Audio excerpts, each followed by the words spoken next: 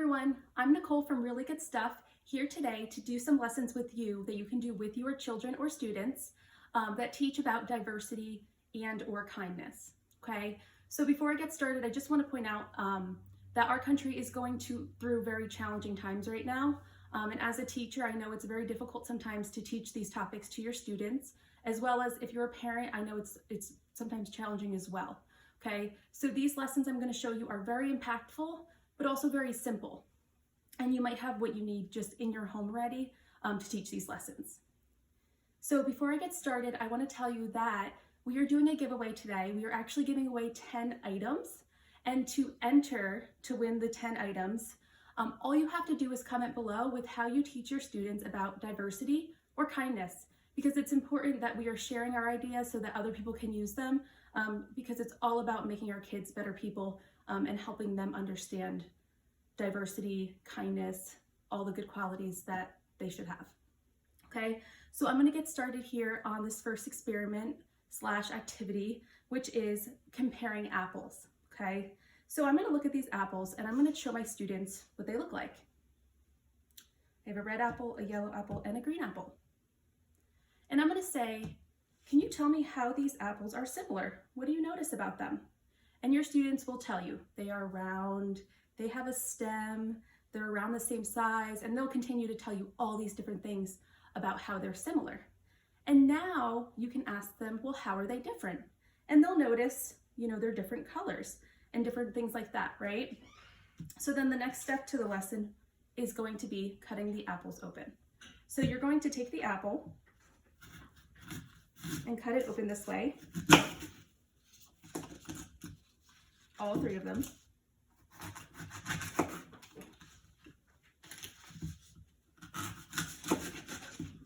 And then you're going to show your students the inside of the apple, okay? And they'll notice something about the center there, okay? And you're going to say, well, what do you notice about the inside of the apple? Are they similar or are they all different? And your students will be able to identify that there's a star in the center because all of the cores are the same. They're all the same on the inside.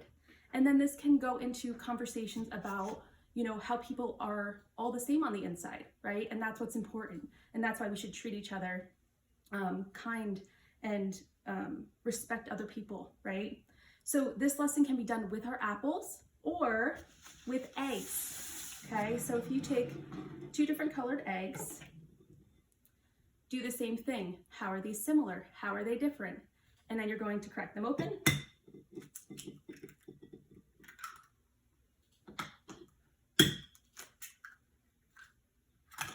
And you're going to have the same conversation with your child, okay?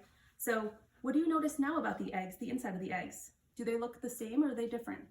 Right, because on the inside we are all the same, right, in our core.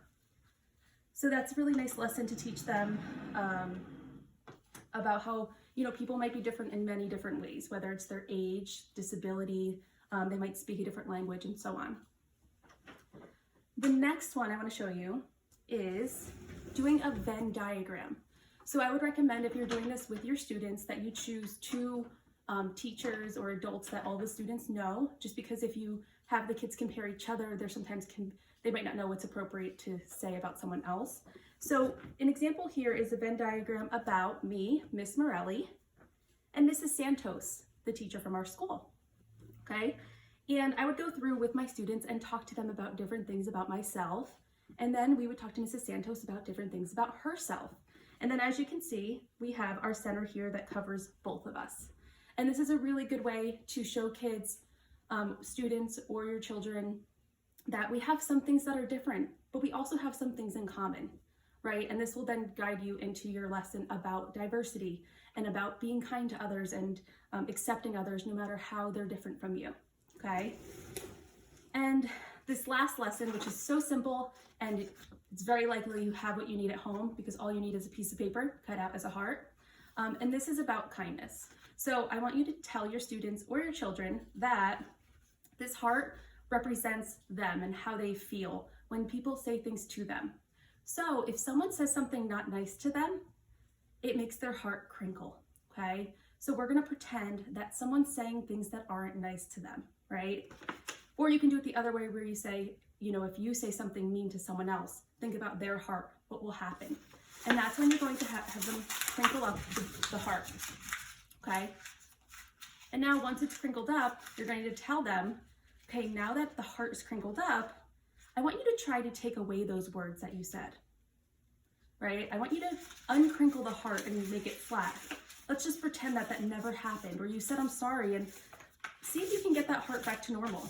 And they'll try, and they'll try, and they'll, you know, mush it down, and they'll realize that whatever they said or whatever that person said made an impact still, even if they said, I'm sorry, right? So it's really about being mindful of their words and learning to be kind to others, okay? So simple, but can make such a big impact on how your kids treat others and understand kindness. Okay, so those are our 4 activities for today about diversity and kindness. If you did not hear before, we are doing a giveaway. So comment below with your ideas of how you teach diversity or kindness or different books that you read to your class so that we can all help each other. Okay, if you're a teacher and you're already done with your school year, please share this video so that parents can do it with their children over the summer. So thanks everyone for tuning in. I will see you soon. Have a good one. Bye-bye.